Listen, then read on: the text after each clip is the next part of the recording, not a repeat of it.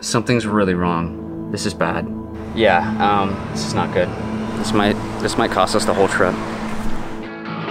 Hi, I'm Colin, and over the last few months, I've been renovating a Sprinter van with my partner, Paige. This week, we were planning on our very first van life adventure. But as you can see, we're in a different location and there is no van. Let me show you what happened.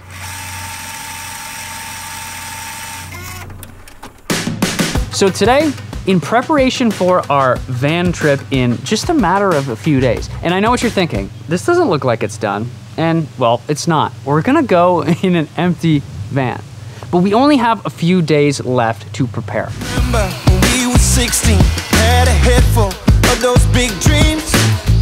One day we'd have the crown, thought nothing could slow us down. All we have left is to sand, file, and fill the holes in our floor. So what we're doing is we're actually buffing out all of the surface rust with this wire brush, and that kind of takes off all the paint and any of the rust that is on top of the hole. And then we're taking the files to the holes to make sure it hits solid metal.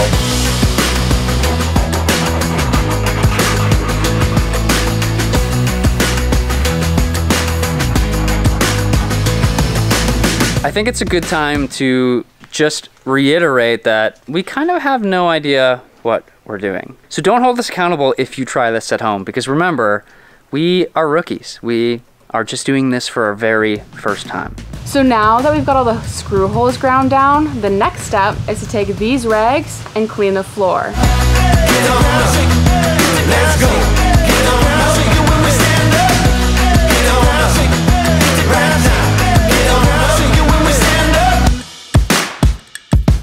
So now that we've got the floor all cleaned up, it's nice and dry. The next step is to take our JB Weld steel stick, and it's like a putty we're gonna work up in our hands. And then when that's all dried, we'll just sand it down. A little bit nervous doing the first one, just because we've never done this before and I really don't wanna mess it up. So it's steel reinforced epoxy. So I'm just moving it around until it's all the same color, but I have to work kind of quick so that it doesn't set in my fingers and not in the hole. I thought I told you there's no controller in my system, baby. A rock and roller. Yeah, you can never blame my lines. Ain't got no quota, just find me in the sky. This JB Weld says it's best to stick to bare, raw, and rough metal, which is exactly why we didn't paint it first. Flesh, just like the ocean in the sky. Get out the way, yeah, I'm burning it up. Can't take my place, I'm never giving it up. No, I can't die, 'cause I'm living today. Get out the way, get out the way, get out my way. I'm not sure if we bought enough of this. We bought 3 sticks of this JB Weld. That was before we got the floor up and before we ripped up the carpet. What would you say, how many holes are there in here, Colin? I would say at least 100. At least 100. You know how we said there was 22 bolts? Well, when we removed the subfloor, we realized they put drywall screws from the subfloor straight into the metal body. So no wonder we ran out of the putty, because there is 1, 2, 3, 4, 17, 18, 25, 26, 27, 41, 42, 52, 53, 54, 66, 67, 68, 83, 84, 85, 115, 116. 116 holes. You wonder why we had such a hard time with this subfloor. Whew. So last week, we kind of the bed in telling you what kill mat actually is. Well, kill mat is a sound deadener. It actually works by changing the resonance of your side panels. So when it vibrates, it'll actually vibrate less because the mass has changed because something's stuck to it. Much like as a musician, if you put like a wallet on a snare drum or like one of those little rubber gums that you attach to a snare drum, it changes the sound completely. This works exactly like that. We have some extras, so we're actually going to apply this to our wheel wells It's not entirely necessary, but we want it to look a little bit better than this show and to hopefully cut some road noise.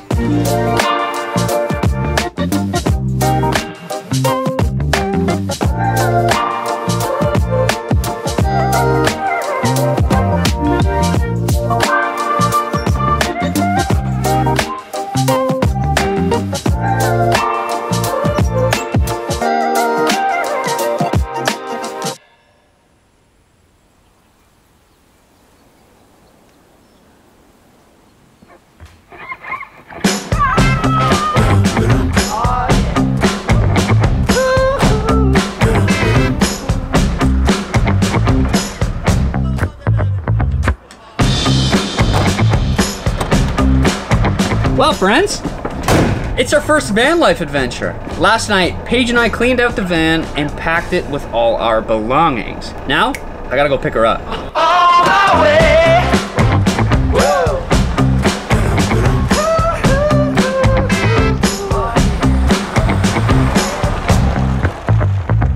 So I actually had to stop because there's a weird sound coming from underneath the carriage. We got a big trip ahead of us. We better not have any issues. My best educated guess that I think it's a piece of loose bolt. It may have fell into the chassis or something that is loose underneath. So maybe when we start driving, it falls off. Actually, funny story is when we were punching out some of the bolts, I actually lost an iron center punch and it fell in the chassis. Unfortunately, I didn't get that on film, but that center punch still is living in the chassis, and I think that's what's rattling around. But it's really, really loud, and it changes as we speed up and as we slow down. So we're gonna need to investigate this because 20 hours on the road with this, it's not happening. Okay, something's really wrong. That sound continued, and I was going uphill, and I felt like I lost power. And now I'm like literally one street away from Paige's, and the whole van just turned off. Complete power loss. This is bad. Hello? Hey babe. Hey. So I was losing power up the hill and Yeah. and now the van completely shut down. Oh. I can see your house. Okay, I'll come to you. Yeah, this is not good. This might cost us the whole trip.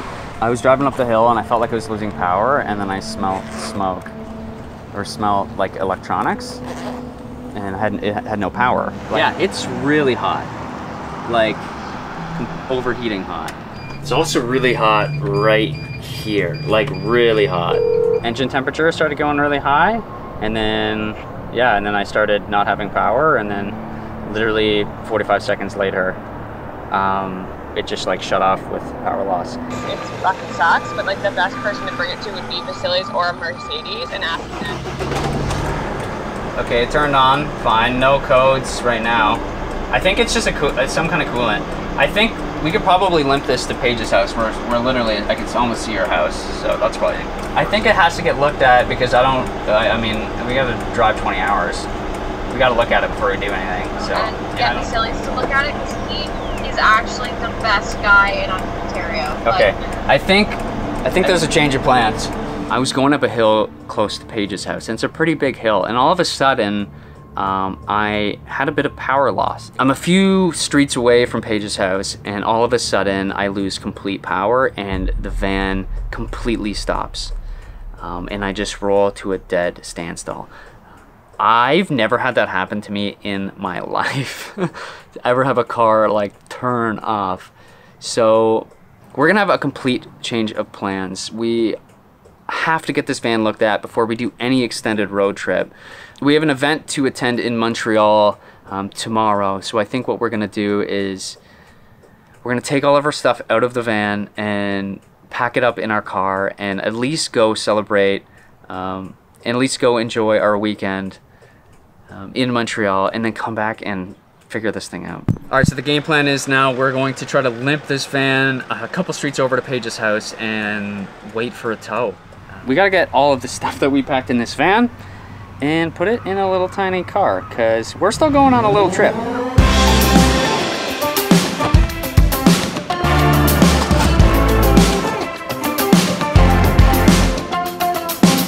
That's not the start to the van life adventure that we were hoping for. We had a 2-week-long trip, mapped out, campsites paid for, even a flight return for Paige, all paid for and ready to go. But unfortunately, that's not how van life always works. So we're in Paige's car on our way to Montreal, which was our first stop on our East Coast adventure that we had planned. We want to salvage a little bit of our trip. Then we will come home and then we will try to fix this van. Bye van, we'll fix you soon.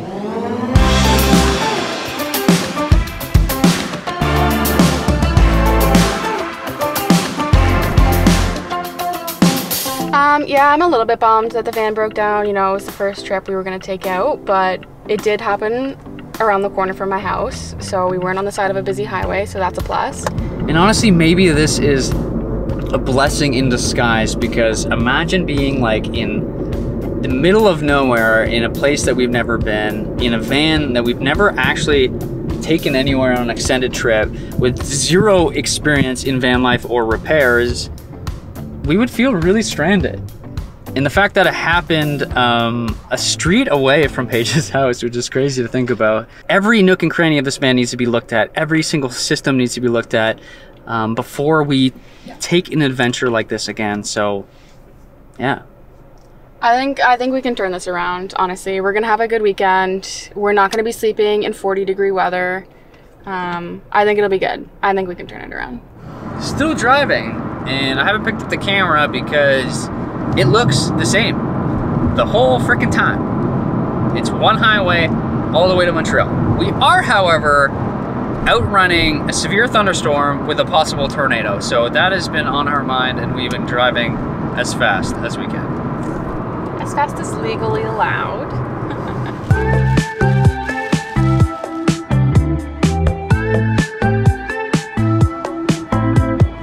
So we're just getting into Montreal now. We were able to snag ourselves a hotel, which were actually kind of hard to find this weekend. So hard to find. Because it's a Formula One weekend, which is where we're going tomorrow. Very overpriced hotels, I Yes. must tell you. I mean, I would still rather the van not be exploded, but with a storm like this and how much the rain's coming down, being in that empty van, we were gonna sleep at a campground. I might be a lot more comfortable being in a nice, quiet hotel room. But it kind of sucks because the hotel rooms are very expensive right now. And that campground that we booked for tonight, tomorrow night, and the next night was 40 bucks. So attending this Formula One practice was actually the original intent of this trip. We were originally only planning on going to Montreal for this weekend. And then we decided, hey, we're already going out east. I had the stupid idea being like, hey, Jazz and Crystal, like we're driving 5 hours. Should we just keep going and hang out with you? And Another 10. And they're like, hey, might as well. I'm like, we'll just come in an empty van. And you know where we're at now. Vanless. I guess that's van life. Let's go.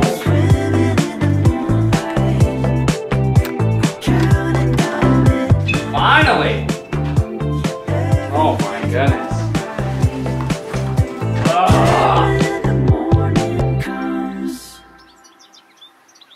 Good morning, everyone. Well, we were well rested. Honestly, we slept for like 12 hours. And I think we needed it because last night, like, I was struggling. So this morning we are preparing for our day of adventure. And the first things first is you got to start the day with a good meal. And if you're like us, a bunch of weirdos, you do it a little differently. This might look like a weird breakfast, but for me, it's pretty normal. Arugula, chicken, eggs, and the same thing for lunch because it's a lot easier. And Paige has got Oatmeal and berries. ooh, you look cute. Look at that dress.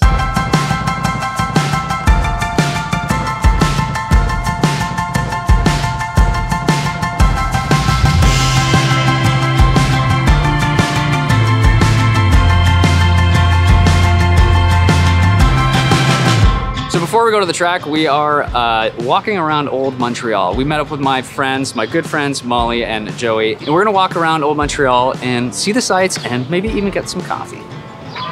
What are we shooting? Is this a video or are we taking a picture right now? You're in the vlog. Ooh, hi vlog. We're downtown Montreal right now. Not sure where we're walking.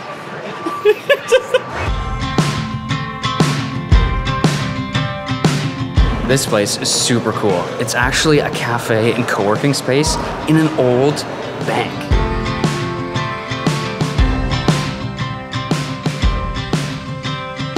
Are you ready for Formula One? I don't know. I don't know if they're ready for me. I'm so excited.